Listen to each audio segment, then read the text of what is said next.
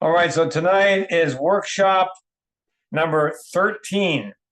It's the night of the 27th of Tishri. And in the new year, right? Tafshin Pei Hey. And the title of our topic tonight is a bit of a continuation of what we did 2 weeks ago now before Sukkot. Like it was, I think we did it between Rosh Hashanah and Sukkot, I think, if I remember correctly. It's a bit of a continuation of that. So I got a couple little sources to kind of get our mind back into it, but I wanted to develop it more because I think it's an important thing that we focus on as an aspect of our avoda. So we're going to call this "You Shall Know in Your Heart." So if you remember, just to get our heads back in the game, a couple of weeks ago we talked about the importance of serving Hashem with simplicity, right? And there's another word, innocence, right? Innocence and simplicity. And that you can learn all this stuff and have all this wonderful knowledge in your head, but really what you need to do is, like, when it comes to serving Hashem, you have to just get rid of it, right? And that's really difficult for a lot of people, actually for most of us, because it seems like sometimes the more you learn, the more you become sophisticated because you're learning more. Just the opposite. The more you learn, the more you have to get rid of all that quote knowledge when it comes to serving Hashem. We're not talking about learning. Learning, you need to learn. You need to develop your Sichot, all that stuff. When it comes to just serving Hashem, like say tefillah or hitbodedut, or getting up early for chatzot, whatever these other aspects of avoda are, that's when you just have to say, okay, I'm a simple Jew, and all I want to do is serve Hashem with simplicity and with innocence. That's kind of what we covered last time. So we want to build on that a little bit today, and let's get into our first notes. The first one there at the top of the page. We had this last time, but I wanted to quote it again because we're gonna quote it in Likutei Halachot later on.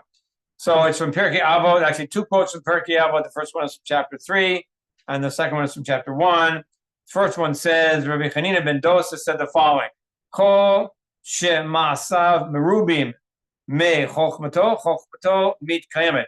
Anybody whose his deeds are greater than his wisdom, that's when his wisdom is going to endure. Anybody, just the opposite. Anybody whose wisdom is greater than his deeds, his wisdom is not going to last. That's a bit of a scary statement because you think about it, right? It's like how much of my knowledge does not transfer into action? We learn all kinds of Torah.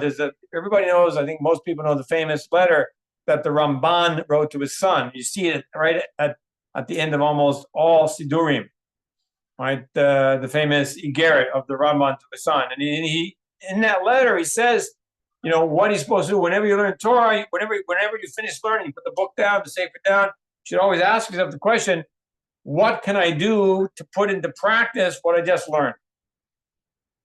And that's what we're going to be talking about here, because if we don't do that on a routine basis, then we could end up in a dangerous situation where these cautionary words of Rabbi Hanina ben Dosa could chas v'shalom come true, i.e., that our wisdom becomes greater than our actions, and that we don't want that because then we will lose even our wisdom.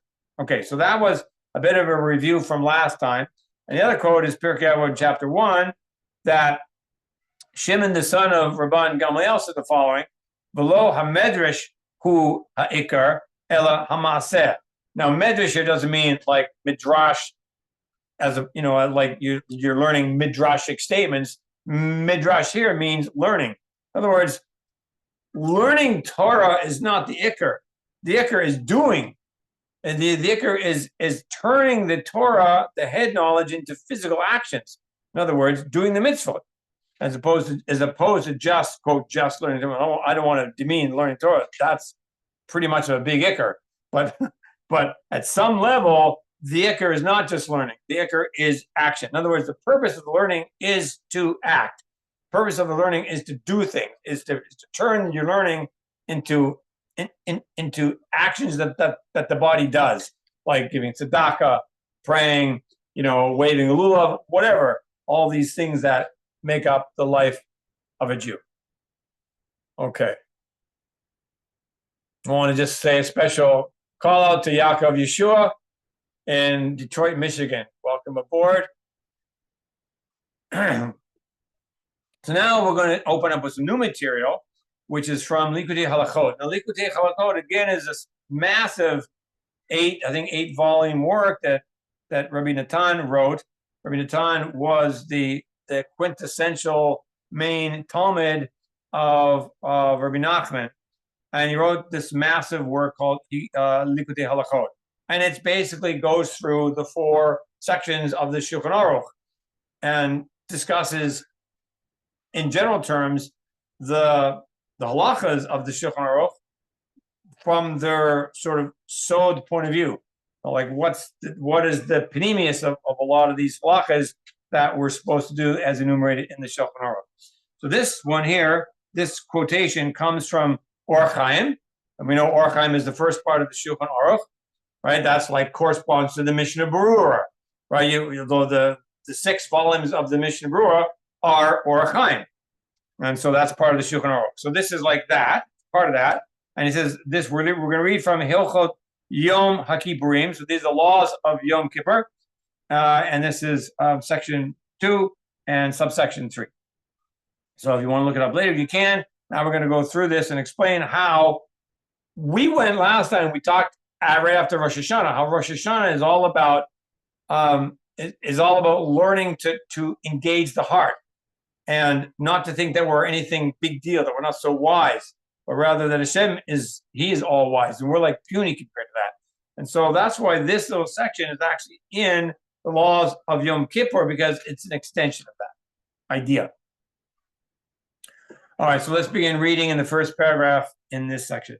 Azai tzarich shelo la'amod v'lismoch al dato levad. We have to be careful not to stand and to rely on our knowledge alone, on our das.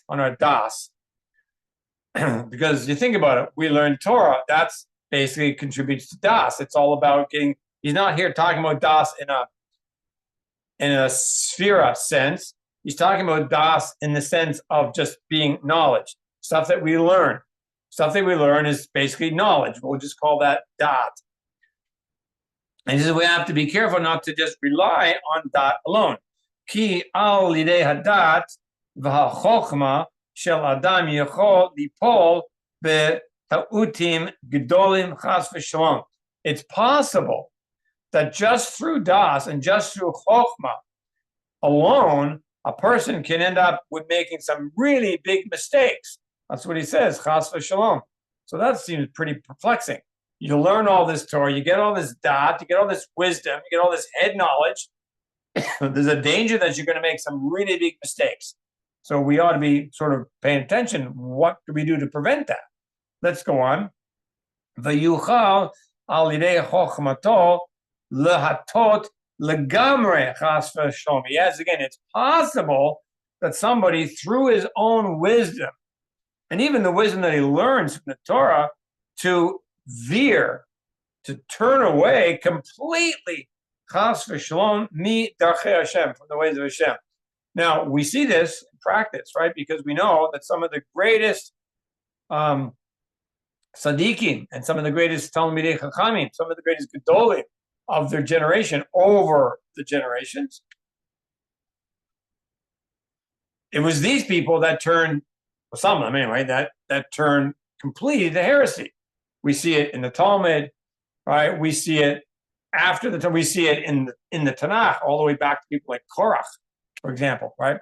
And in David Melech's time, we had big, huge Talmidei Chachamim that went completely off kilter. And people like Shabbatai Tzvi, whatever it was, 400 or so years ago, a huge Talmud Chacham, massive, big, huge, way up there in this. His soul was a huge soul. And yet, what happened?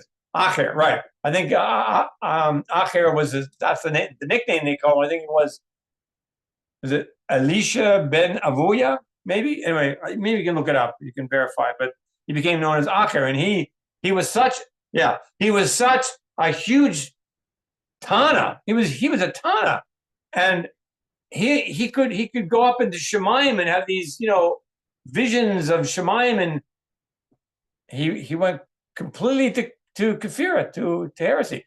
So this is what Rabbi Natan is saying here, that it's possible that through somebody's chokhmah alone, he could completely veer away from Darkei Hashem. Ki asur lismoch al dato v'chokhmaton levad. It's asur. It's an isser that we would rely on one's knowledge and one's wisdom alone. Okay, so that takes us to the end of the first paragraph. So now we go to I'll pause if there's any comments or questions that any of you might have.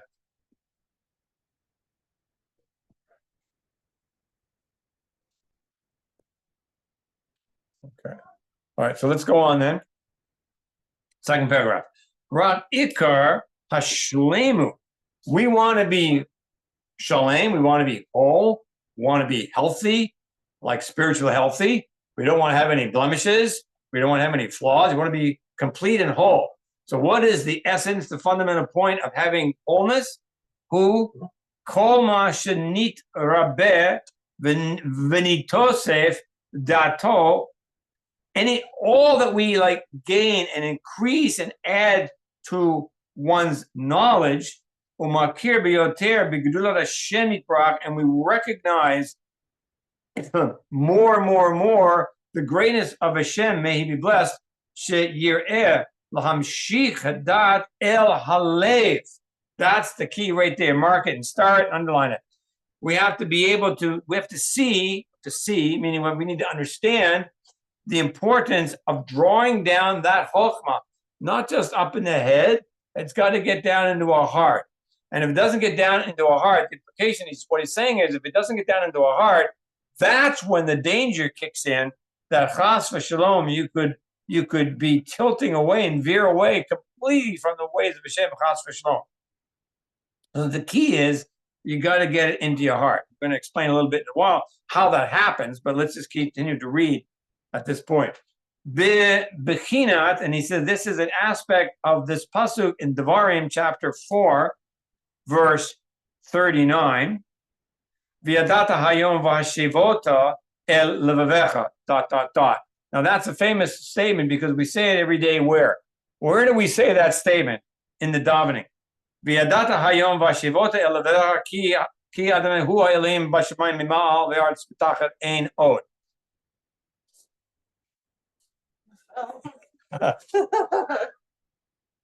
The quiz question. Where do we say that?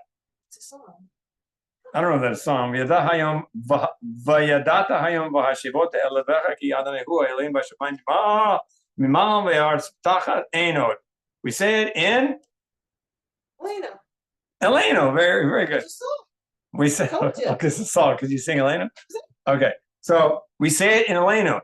I think it's near the end of the first paragraph. So Rabbi Natan is bringing down this pasuk and he's saying, what does this pasuk mean? Look at it carefully. We're just at the beginning of it. V'yadata hayom v'hashevota el levavecha. He's got these two ideas combined in the same pasuk.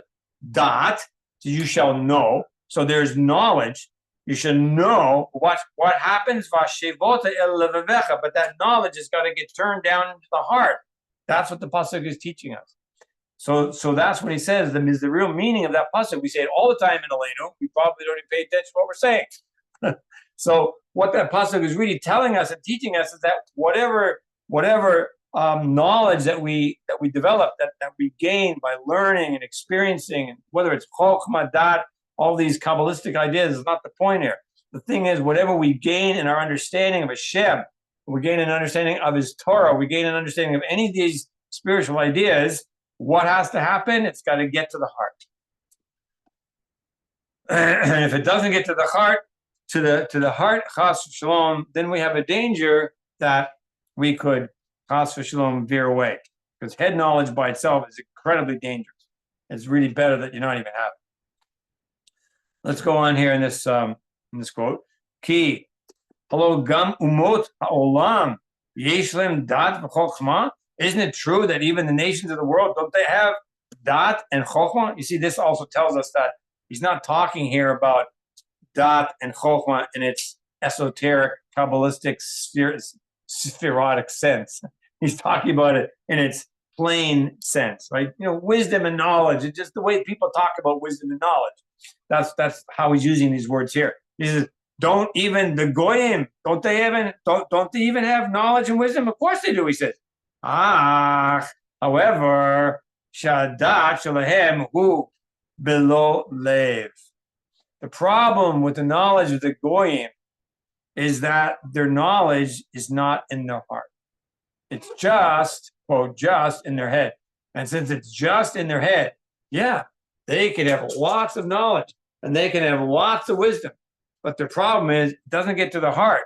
And since it doesn't get to the heart, look at the tremendous amount of damage that they do in the world with that knowledge and with that wisdom. Right? Think about it. Almost all technologies in the world today. Okay, yes, there's some technologies that are used, quote, for good. But think about it. Almost always, mankind comes up with some new technology, and what's it used for? Military, war, conquering, and other and aspects of Tuma. Almost exclusively. Controlling people, right? Surveillance, tyranny, okay? Ari says, yeah. That's where almost all of the great knowledge of the Goyim initially gets poured into. Because it's not mixed with, it doesn't get down, it's not drawn down into the heart. It's just up there in the head. And head knowledge is dangerous. That's what Rabbi Natan is telling us. Head knowledge is dangerous.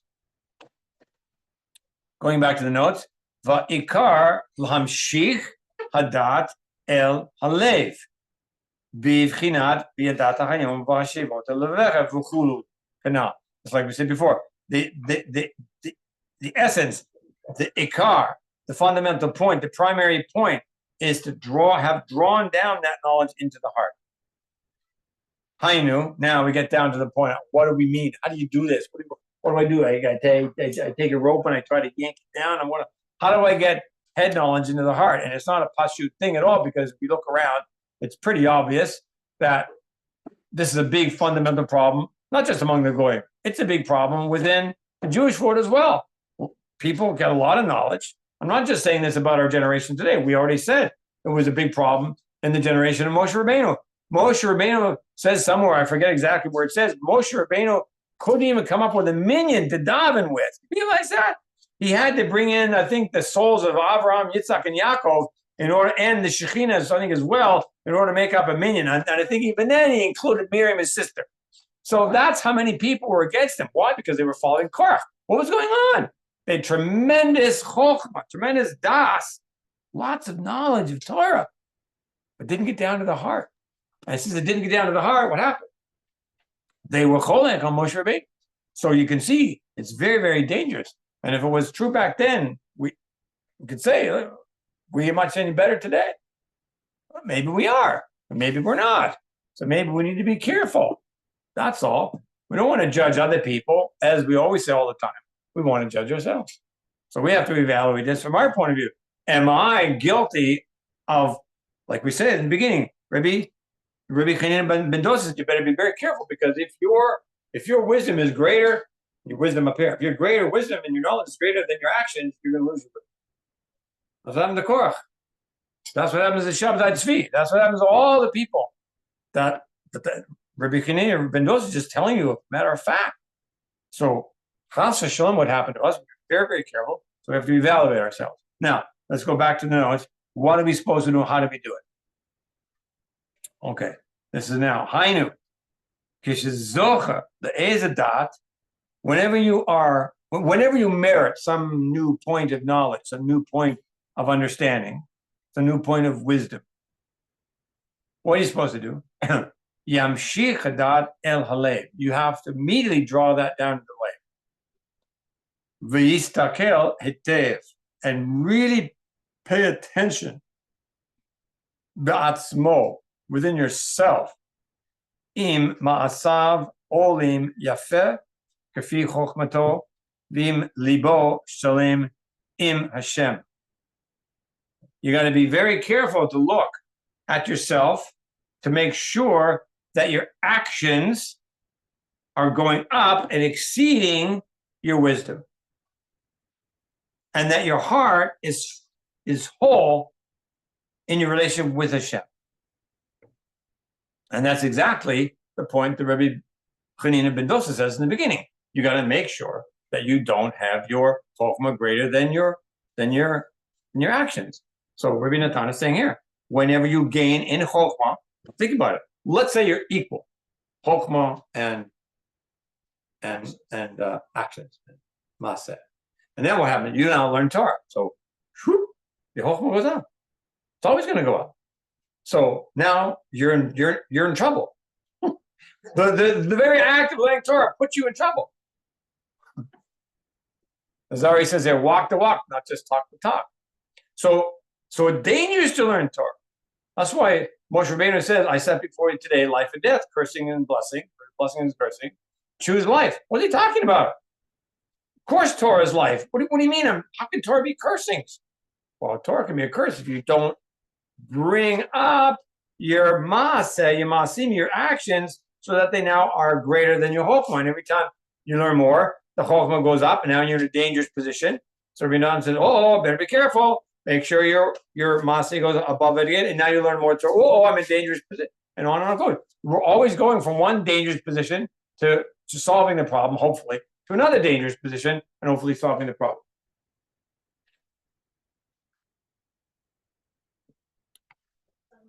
What are you looking for? So, question is, how do you do it? Well, let's finish the paragraph. Sheyit batlu kol. Get this. How do you do it? This is going to blow you away. Sheyit batlu kol havot. You have to wipe out all your lusts, v'chemdat guf, and all the desires of the group, the body, the physical body. Kol ma shelev ha'adam chomed, all the things that the heart normally likes to, is interested in, desires. Kulam yidbatlu negdo yitbrach. All of it has to be wiped out and nullified next to Hashem. May He be blessed. So, chomed, like desire. Chomed, like lust after, desire after. All of them go. What? Yeah. So we are in a big pickle because anybody who is intelligent enough to think about this just a teeny bit realizes, what? It's like, I'm always going to have, if that's what it's going to take, then I'm never going to get my Maisa above my Chokhmah. It's going to take me to nullify all of my bodily desires, all of my bodily lusts, everything completely, everything before Hashem. The only way I'm going to solve the problem? Well, the answer is, that's right. That's the only way to solve the problem. But, see, Hashem is merciful.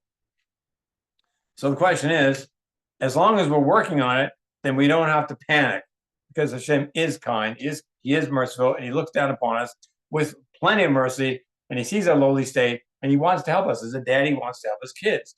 He doesn't want to kick you. Yeah, pathetic piece of garbage, give you a boot. He wants to, come on up. I see you're trying. The question, how do you try to do this? There's only one way. How do you do it? There's no other way, folks.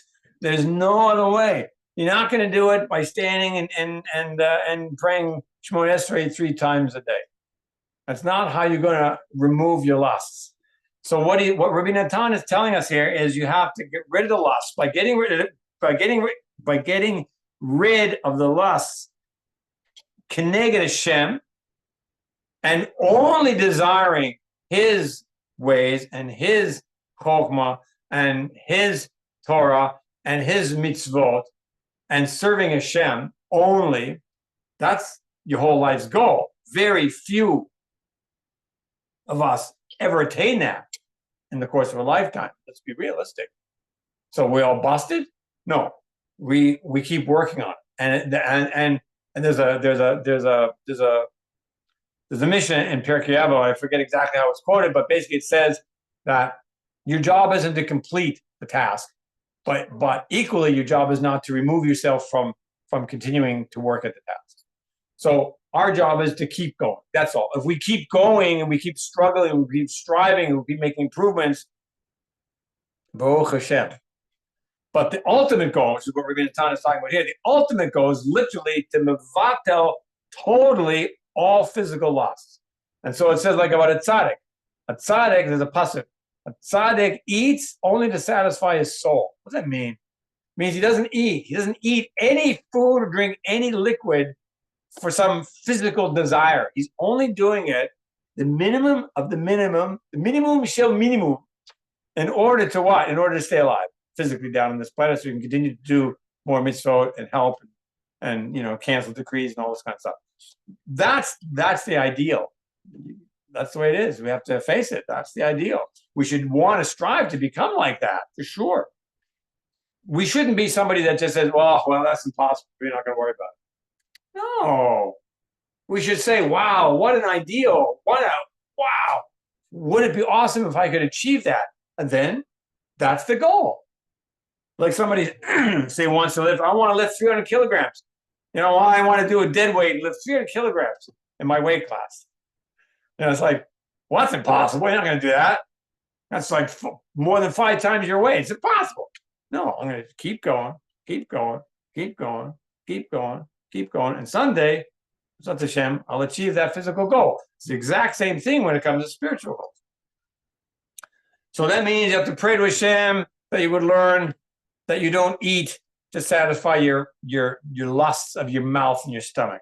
You have to pray to Hashem over and over again that you don't drink for the same reasons. You have to pray to Hashem that whatever, that and everything else, you don't get angry, because anger is also a satisfaction of the physicality of the body, because you allow yourself to serve avodah zarah when you get angry. That's also physical action. It's physical and spiritual both. But all of these kinds of lusts, whatever they are, you have to learn to nullify them. And it's just a little bit by little bit by little bit, every little bit. Breaking sleep, another classic example. Oh, I just want to sleep in. Let me just sleep in. I don't want to dominate this morning. I'm too tired. Let me just sleep in.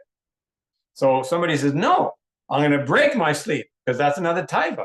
It's just another lust to just lie there and sleep and relax. Whereas you break your sleep, you get up, daven, and if you're tired, go back to sleep for a little bit. That's the difference.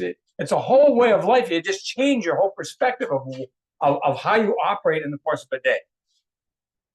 Okay, and that's a big in and of itself, and I don't want, that's kind of beyond the whole scope of this, because you have to take this now if you really want to. Or he says, I'm always tired. I get it. Yeah, that's exactly right. And it's not easy. It is not easy. Who said that to fix the sin that we all committed together as Adam and Rishon when we ate from the tree that we were told not to eat from? Who said that was an easy thing? Oh yeah, no problem, man. Like, what's the big deal? No, we've been working at this for 5,785 years, and we still haven't done it. So you want to tell me it's not easy at all? Doesn't mean that that's not the job, though. That's the job. So an honest person says, okay, tell me what the job is. I want to see what the job. Whoa, that's the job. Wow. Yeah, that's the job. Okay. Now that I know what the job is, I can begin to work on it, but not to cheat ourselves. Remember, we talked about this before when we said things like, you have to be honest. You have to want the truth. And that means the truth about yourself, and the truth about Hashem, and the truth about everything. If you really want the truth, then you can face the truth, like that famous line in that movie, you can't face, what is it? Well, how's it go? You can't handle the truth. Well, some people can't, sadly, handle truth. But if you are one that can handle truth, and I'm assuming you are, you wouldn't be listening to me. Because that's what this class is basically all about, to help us to see the truth, so we can fix ourselves and we can improve who we are, because that's what we want to do. We want to improve ourselves. That's what every Jew actually wants, by the way, even if he doesn't really realize it. His inner heart always wants to improve himself, whether he's connected to Breslov or not connected to Breslov, whether he's even religious or not religious. His soul is a spark of HaKadosh Baruch Hu himself, of the Ein Sof itself. So therefore, well, of course he wants to do good, but he's got klippas all around him, right? That kind of gets in his way. So even those people that we think they don't want to know truth, yes, they do. They just don't know it yet. It's like that person who's supposed to, the man who's supposed to give his wife a divorce. He doesn't want to do it. So what's the halacha? They beat him up till he gives. What do you mean? That's coercion. No, but the Gemara says they just bring out the real essence. He finally realized, oh yeah, I really do. But that's powers of persuasion. Yeah. So this is it. So if there's one thing to sort of take away from our session tonight, I would ask us to take this bit right here. That's why I've gone off a little bit more, because this is what we go into Hitbodedut with. And if you read carefully what Rabbi Nachman talks about Hitbodedut in different places, and I think it may mostly in like Sichot Iran, he talks about how you take one thing, like say anger or lust for food, whatever, and you just every day, 1 hour every day, say, and you go until you break that, and then you go to the next trade, the next thing. Well, who can even take one trade and break it in his life? He's a hero. He's a gibor if he can fix one trade. Well, Rabbi Nachman is a giant of giants. He broke them all. But that's what you have to do. That's what Hitbodedut is for. That's why it's not like Shemona Esrei. It's not like Shemona Esrei at all. Completely different purpose. And it's not you go into Hitbodedut and say, oh, Hashem, give me this. I want a 5-bedroom apartment. No, it's about fixing ourselves. Okay? So those who practice Hitbodedut know this. Those who haven't yet, you need to think about it. I'd like you to start. Okay, let's go now to the bottom paragraph. V'lo yelo shum taiva v'chemda kalal. The goal is not to have any taiva, any lust, or any physical desire at all. Rak la'Hashem prak, except rather just have a taiva for Hashem. Oh Hashem, I just love you. I just want to be close to you. That's all I have. Again, that's the goal. Is it going to be achieved by most of us? I don't know. Maybe it will. Maybe we're going to be zochah to having Mashiach reveal himself in our own generation, and Mashiach is going to teach us how to do all these things. We have it all laid out before us. It's not like we don't know. We're not going to explain exactly how to do it.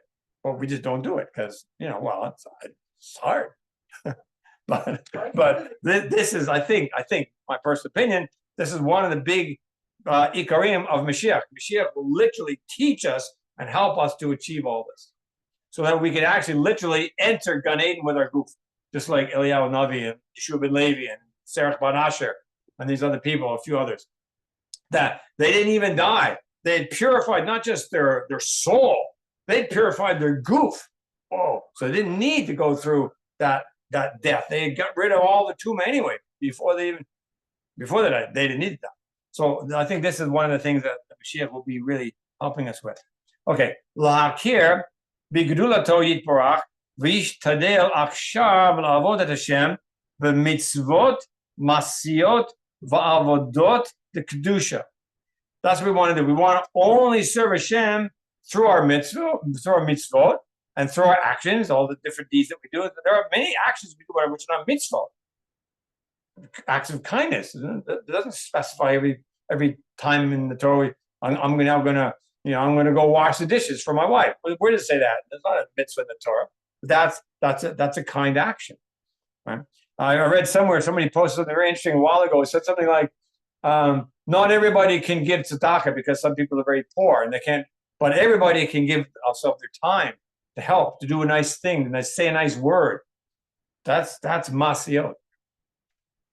And then avodot, meaning serving Hashem, like, for example, getting up for chatzot. That would be an aspect of what? Innate, whatever, but the physical acts of avodah, de kedusha, like you said. But often sheyihyeh ma'as. Why do you do this? In a way that it will be this statement will come true that we read in the beginning of the page, that ma'asav merubim mechokmato, that one's actions, right, will go above one's hope. That's the whole goal. And if we can achieve that, wow, then we're heading to the stars. And then he quotes the other one. Not the learning is not the ikar, rather it's the actual action itself. ha-chokhmot v'la'avod et Hashem yitbarach b'pshitut. That's what we talked about 2 weeks ago. Right? Gamor, complete simplicity. I don't know anything, Hashem. I'm just a little kid. What do I know? Nothing. You tell me to do this, I do this. I don't know what I'm doing. I don't understand anything. My chok was a joke compared to you. Remember, anything we think we have is still a joke compared to Hashem because He's Ein Sof. No matter what we are, it's always finite. It's always Sof. Yes, Sof. There's always an end to anything we have. So anything finite is nothing compared to infinite. So we can't say anything. Hashem, what am I? Nothing. And then when we come to Hashem with that kind of simplicity, that kind of innocence, then we give Hashem nachas. We give Him nachat ruach. All right, now let's turn over the page. Because now we basically answer, how do we do it? We do this through prayer.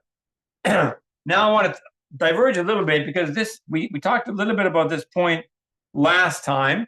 And I didn't really develop it fully. And I wanted to add a little bit here just to help us understand something very, very bizarre and something that's, I think, difficult to fully grasp. But I'm going to try to give us some ways that we might be able to grasp it a little bit.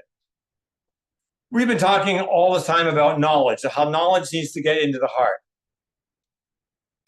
And wisdom needs to get in the heart. If it doesn't get there, it's extraordinarily dangerous. It's like a fire that can burn up the world constitution.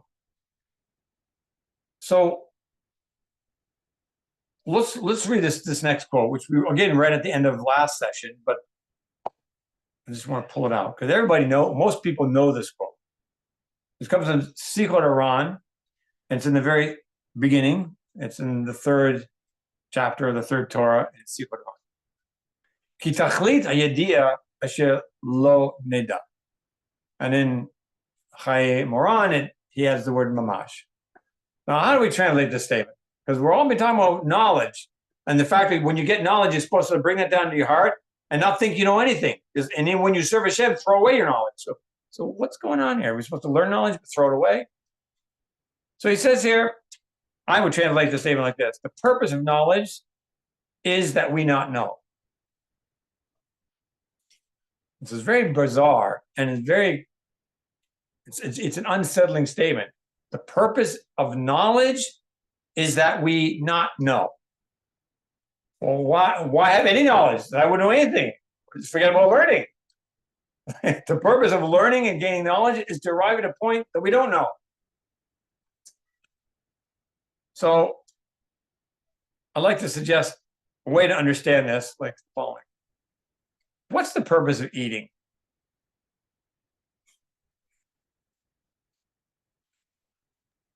Well, ideally, it should be to sustain yourself and to keep yourself alive. Ideally, that's correct. So really, when you eat, you're supposed to become satisfied, right? Satiated, right? Supposed to become satisfied. You eat, you become satisfied, and you make you bless Hashem, like we say in Pirkei Avot. So you're supposed to be satisfied. Now, when you're satisfied, you feel satiated. Do you want to eat? No. I'm full. I'm good now. So you can put it really simply. The tachlis of eating is that we not eat. Eating is just a tool.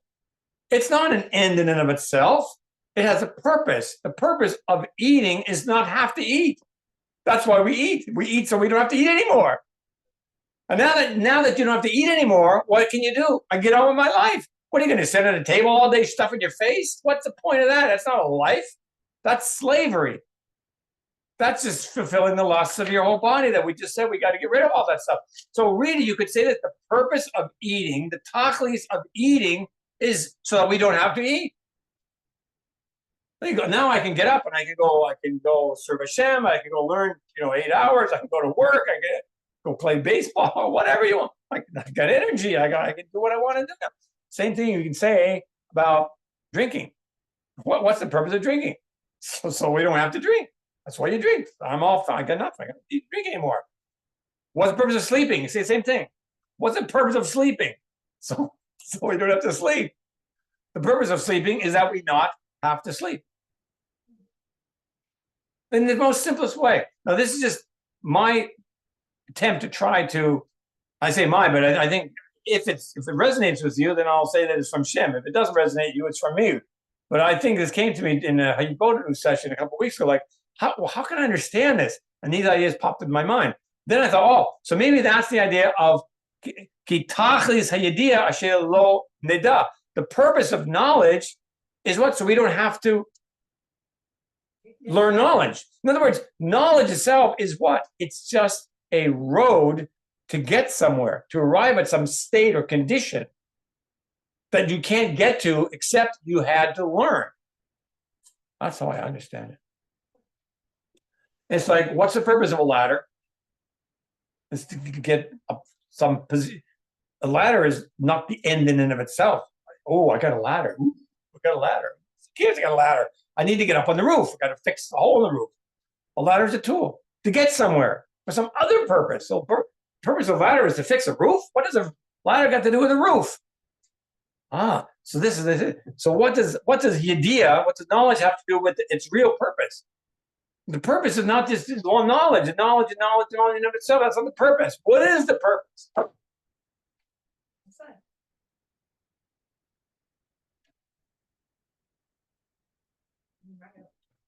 So it's maaseh right down here right now, as we've already seen. But he goes further. He says, this statement is even more than that. This statement is the whole purpose of knowledge is that we not know. Like the purpose of the ladder is you don't need the ladder anymore because I got to the roof. I don't even need the ladder. The ladder is gone. I ate the food because now I don't need food anymore. The food is gone. So one way to understand this is that Hashem Yiparach. This is what I'm going to quote now from the Rambam. Hashem is Ein Sof, and being Ein Sof, his knowledge is not knowledge. Let's read what the Rambam said. This gets a little bit philosophical. I don't want to get too deep on us, but I have to say it because it might be the answer to the question of what Rabbi Nachman is talking about. Okay, this is from MIshneh Torah. So this is a halachic sefer, the very beginning. Hilchot Yesodi HaTorah. This is like the very beginning of the MIshneh Torah, in chapter 2 and in the 10th halacha. HaKadosh Baruch Hu, and I'm skipping a little bit here to just pull up the main point. Eno yodea b'dea shehi chutz mimenu, kemo she'anu yodim. Hashem doesn't know with knowledge that's outside of himself, like we come to know things. For example, I want to know the essence of water, for example. Well, the essence of water is not part of me. I have to learn about water. It's the knowledge of the essence of water is outside. I go to a class and study books and whatever. I'm going to learn about physical biochemistry and know that what water is, blah, blah, blah, blah, blah, blah, blah. And very nice. That knowledge is outside of me. That's how we learn things. But the Rambam is saying that's not Hashem. That's not Hashem. When we talk about knowledge in reference to Hashem, it's not the same idea when we talk about knowledge in reference to us. It's as if we should use two totally different words. But we don't. We use the same word. But so the Rambam is saying that even though you use the same word, knowledge, understand it's not the same thing, bichlal. Let's go on. She'ein anu v'datenu echad. We and our knowledge is not one. There's a thing called we, and there's a thing called our knowledge, and they're two separate things. Aval haborei yitbarach, the Creator, may He be blessed, who v'dato v'chayav echad. He, his knowledge, and his life, his existence. I'm going to say his existence is really one. There's no parts to this whole thing. That's why we say Shema Yisrael, Shem Elokeinu, Hashem Echad. What are we trying to say? Well, there's all kinds of levels about what we're trying to say. One of the things we're trying to say is these kinds of ideas that you can't pick apart. Say that the Shem, there's a Shem, and then he has knowledge, and then you can't say anything about Hashem. All I can say is Hashem Echad. That's why the Shema is such a powerful statement. Because what is the Shema in its essence. It is a statement that we cannot say anything about Hashem except one thing, and that is that He is Echad. And that means that there's no description that we can even apply to Him. What we do, we say He's merciful, we say He gets angry, we say He's loving, we say He's kind, we say all these things, He's a judge. We have all these kinds of different descriptions of Him, but that's not His essence. That's just the way we want to label this. But in Hashem's essence itself, it's all one.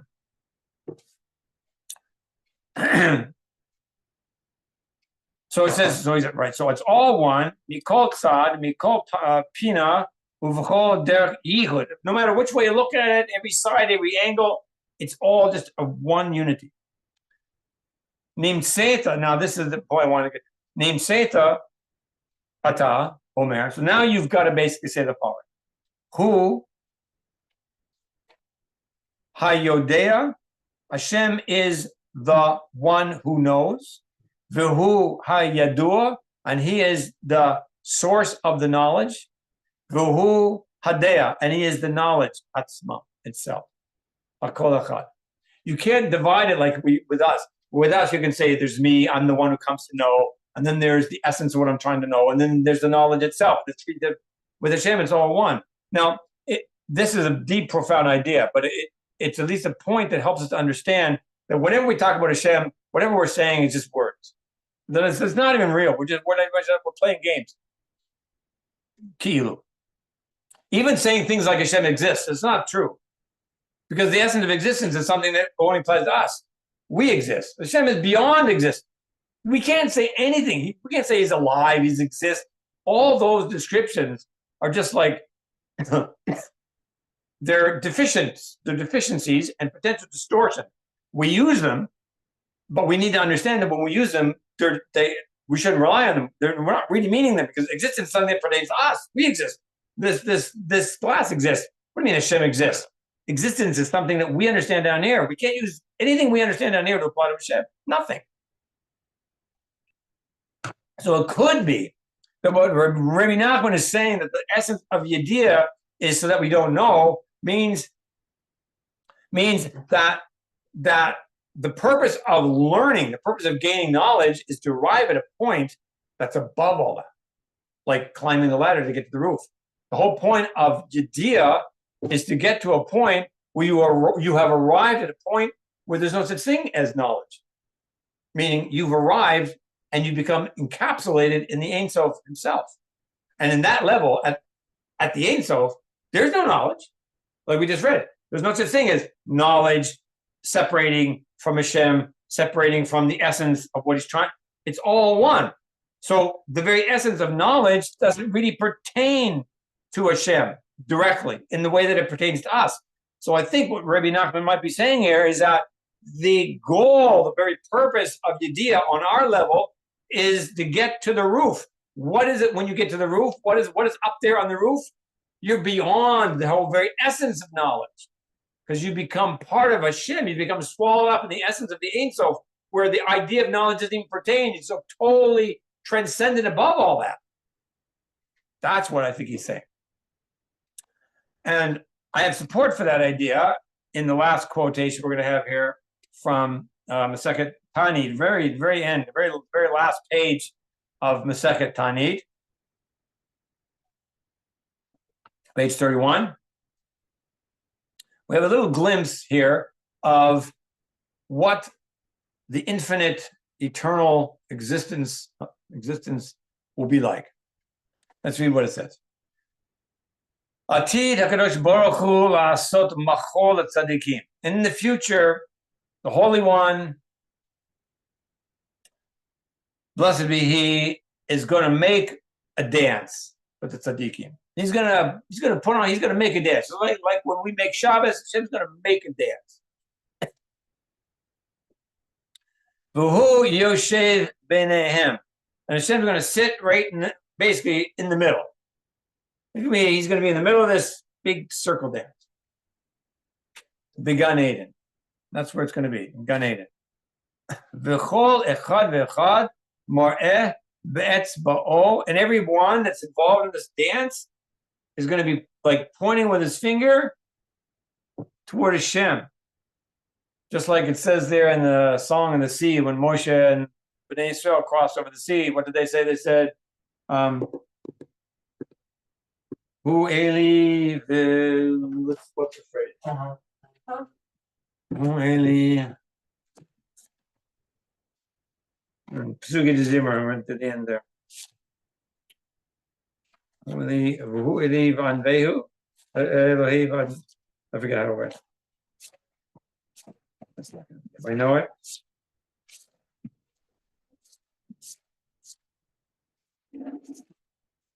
I'll get there eventually.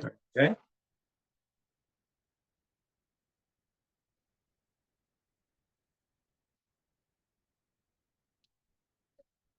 What did they say? Ozi v'zimrat ya vayhili lishua ze eli v'anvehu Elohei avi v'aramenu ze eli. This is my God. Ze eli. This is my God.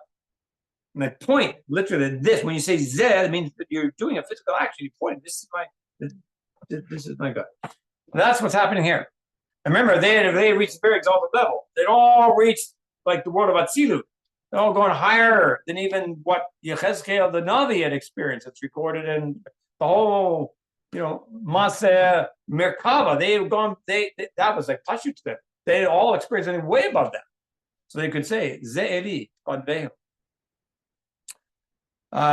So that's what's happening here. And then the quote is from Yeshayahu in chapter 25. It says, Amar Bayom Ahu, Hine Eloheinu Ze Kivinu Lo, V'Yoshienu Ze Adonai Kivinu Lo, Nagila V'Nispacha B'Shuato.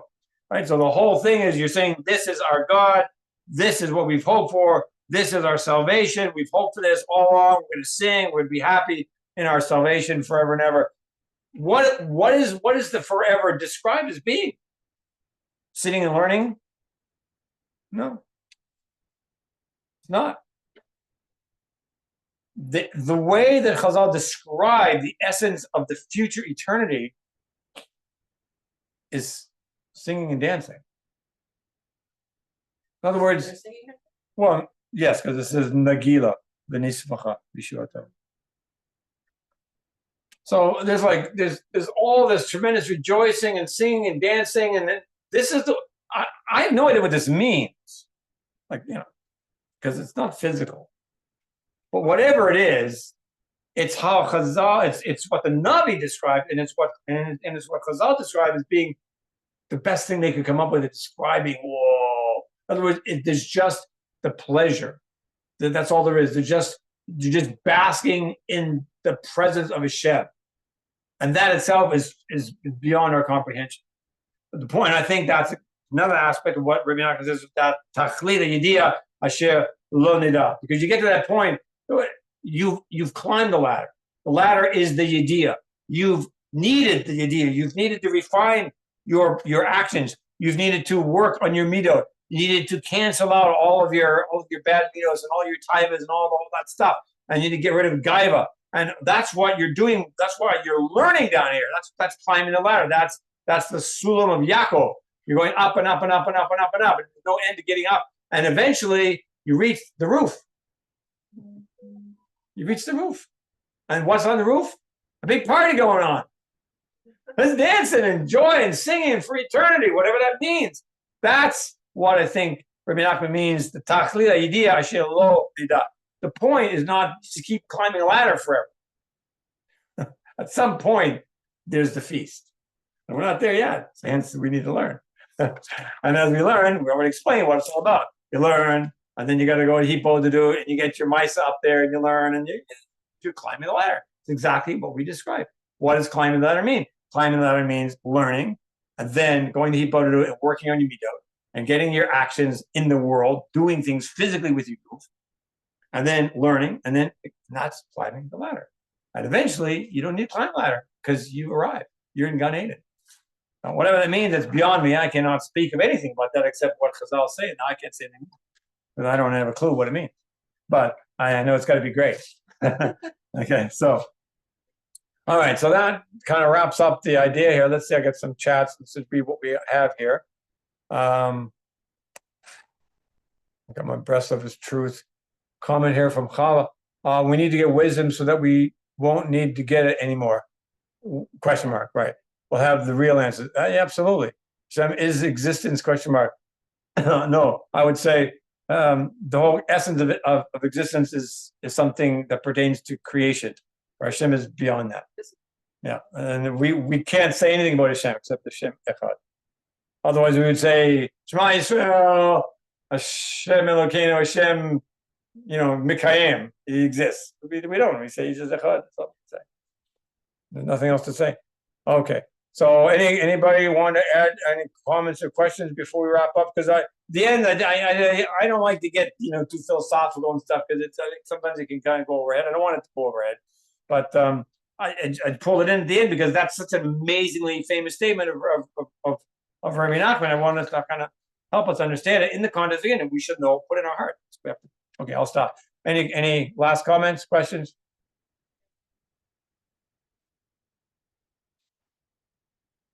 Okay. If you do, feel free to contact me, obviously, privately afterward, anytime. I'll do my best always to be available for your individual questions or comments. In the meantime, that's it. Have a great week. Yeah, and so the next time B'ezrat Hashem will be in the month of Cheshvan, and good omen, even though people want to call it Mar Cheshvan. No, we're just going to call it Cheshvan. Why? Because Shlomo Melech, he built and finished building the Beit HaMikdash in the month of Cheshvan. He didn't dedicate it till Nisan, but he finished building it in the month of Cheshvan. So maybe we'll be so zocher to having the Beit HaMikdash built and finished in the month of Cheshvan coming up.